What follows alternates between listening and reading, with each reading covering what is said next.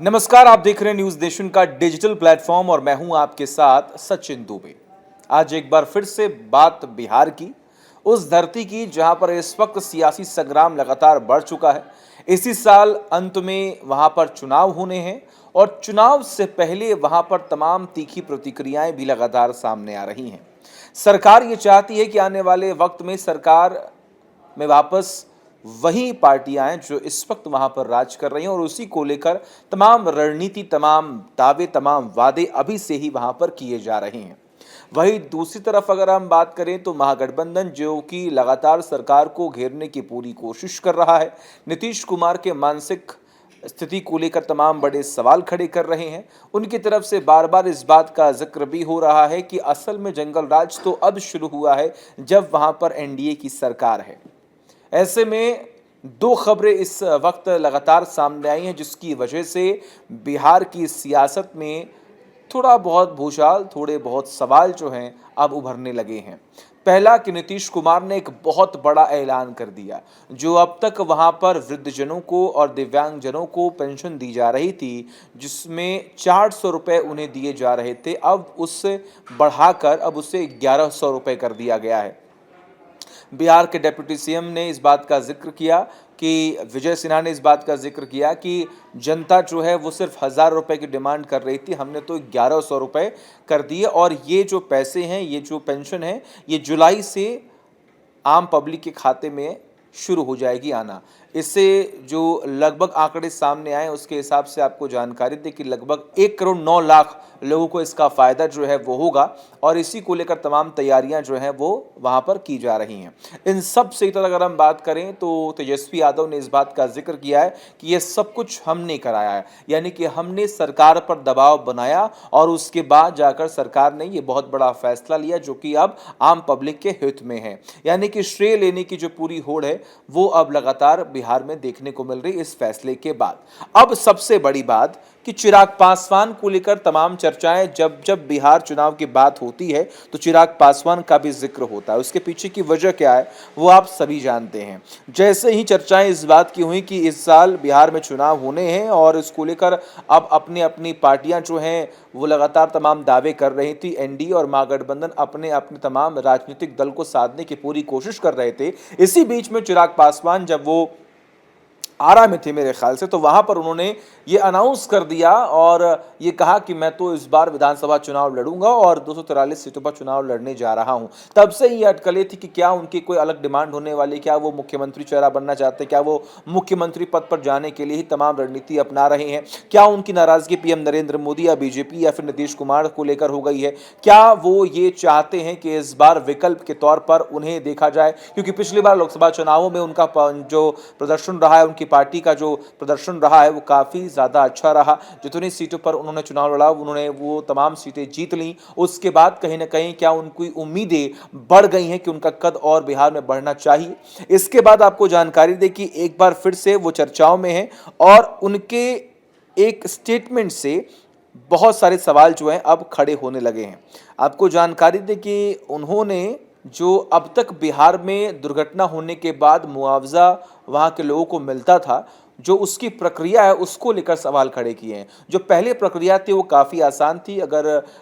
किसी की जान चली गई है किसी दुर्घटना में तो अगर उसका एक जो होता है प्रोसेस वो बहुत आसान था। आप आराम से उसमें अप्लाई करते या फिर अपने ज़िलाधिकारी के पास जाते, उसके बाद आंकलन होता और तमाम जो मुआवजे की रकम थी वो आपके खातों में मिल जाती। लेकिन उसकी प्रक्रिया में जो कुछ भी बदलाव हुआ उसकी वजह से कहीं ना कहीं नाराज जो हैं वो चिराग पासवान हो गए और चिराग पासवान ने कहा है कि सरकार ने नियमों में बदलाव कर मुआवजा हासिल करने की प्रक्रिया को और भी ज्यादा जटिल बना दिया है, जो बिहार सरकार की संवेदनशीलता पर सवाल खड़े करती है। इसी के अलावा आपको जानकारी दें कि इसके साथ ही साथ उन्होंने नगर विकास विभाग की कार्यशैली पर भी सवाल खड़े कर दिए। उन्होंने विभागीय मंत्री जीवेश कुमार मिश्रा जो कि बीजेपी कोटे से मंत्री हैं उनको एक पत्र लिख दिया और हाजीपुर शहर की उपेक्षा का आरोप लगाया। अब ये तमाम जो बड़े आरोप चिराग पासवान की तरफ से लगाए जा रहे हैं वो भी बीजेपी कोटे के जो मंत्री हैं मिश्रा जी उनके ऊपर। अब ऐसे में तमाम बड़े सवाल खड़े हो रहे हैं कि ये जो चिराग पासवान की नाराजगी है ये उन्हें ले डूबेगी या फिर एक अलग जो राह पर चलने की पूरी कोशिश कर रहे हैं इस वक्त चिराग पासवान, क्या उसमें वो कामयाब हो पाएंगे? एक तरफ वो हमेशा इस बात का जिक्र करते हैं कि पीएम नरेंद्र मोदी का मैं हनुमान हूं, वो जो कहेंगे वो मैं करता रहूंगा। और इससे पहले जब सिवान में पीएम नरेंद्र मोदी पहुंचे तो वहां पर भी कहीं ना कहीं वो प्यार, वो एहसास जो है वो लोगों के बीच नहीं पहुंच पाया। पीएम नरेंद्र मोदी और चिराग पासवान के बीच में जो व्यवहार है, लोगों को अब ये गढ़ने लगा है सवाल कि कहीं ना कहीं कुछ अब बड़ा होने वाला है बिहार में। और उसी मंच पर बगल में उपेंद्र कुशवाहा थे, तो उनका जो व्यवहार रहा उपेंद्र कुशवाहा के प्रति वो काफ़ी ज़्यादा प्रेम भरा रहा और काफ़ी ज़्यादा, अगर हम कहें तो आदरपूर्ण भी रहा। और इसी को लेकर तमाम चर्चाएं इस बात की हो रही कि आने वाले वक्त में उपेंद्र कुशवाहा का कद बिहार में बढ़ने वाला है और चिराग पासवान क्या करने वाले हैं। चिराग पासवान जो लगातार विरोध कर रहे हैं, ऐसे कई सारे पहले भी मामले सामने आ चुके हैं जब चिराग पासवान ने विरोध किया है तमाम बड़े फैसलों का। हालांकि उसके बाद हमने कई बार यह भी देखा कि चिराग पासवान ने यह स्टेटमेंट भी दिया है कि नीतीश कुमार के चेहरे पर ही इस बार का चुनाव जो है वो लड़ा जाएगा और जो कुछ भी आलाकमान तय करेगा, यानी कि एनडीए में जो अभी अगर हम देखें तो बीजेपी और नीतीश कुमार जो मिलकर तय करेंगे वही आने वाले वक्त में भी किया जाएगा। लेकिन इन सब से इतर जो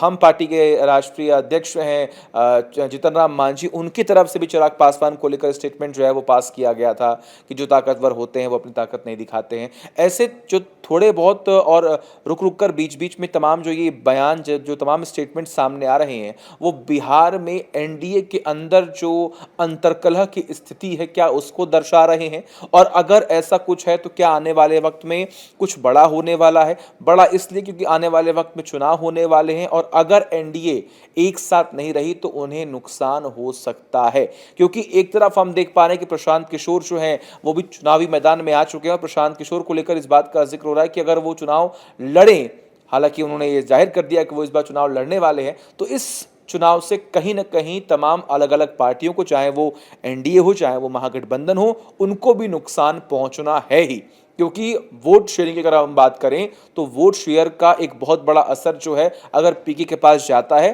तो कहीं ना कहीं तमाम राजनीतिक दलों को भी बहुत ज़्यादा नुकसान पहुंचेगा और उनका जो विनिंग रेशियो होता है उस पर भी असर देखने को मिलेगा। तो ये जो चिराग पासवान लगातार अपने अलग अलग फैसले ले रहे हैं, क्या इन अलग अलग फैसलों से, इस विरोध से पार्टी की अंतर्कलह की जो स्थिति है अगर वो पब्लिक के बीच में पहुंचती है तो एक नैरेटिव भी सेट हो जाएगा कि कहीं ना कहीं एनडीए में गुटबाजी हो रही है और चिराग पासवान ये चाहते हैं कि अब वो अगला मुख्यमंत्री बने। क्योंकि कई बार जब वो मीडिया में जाते हैं उनसे सवाल भी कभी कभी पूछा गया है तो उन्होंने भी इस बात का जिक्र किया है कि आखिर चाह किसे नहीं होती है मुख्यमंत्री बनने की। आखिर बड़ा पद, बड़ा कद सबको चाहिए होता है, लेकिन उसमें भी अलग अलग पैमाने होते हैं जो आलाकमान तय करेंगे या फिर पार्टी के शीर्ष नेता तय करेंगे या फिर जिस गठबंधन में आप हैं जो उस वक्त उस सरकार में बड़े भाई की भूमिका निभाता है वो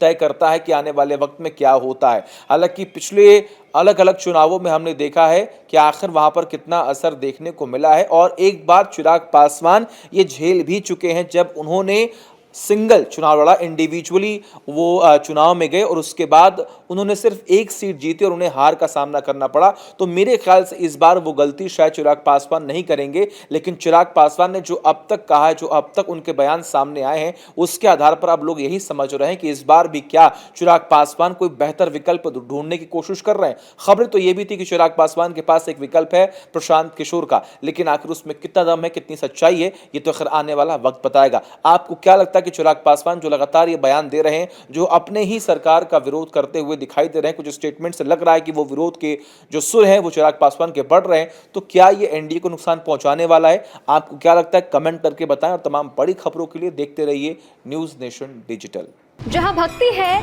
हर शब्द में, कथाओं में छुपे हैं दिव्य रहस्य और ज्योतिष देता है जीवन को दिशा। धर्म से जुड़ी हर बातों को जानने के लिए हमारे चैनल स्तुति को सब्सक्राइब करें। चैनल पर जाने के लिए इस लिंक पर क्लिक करें।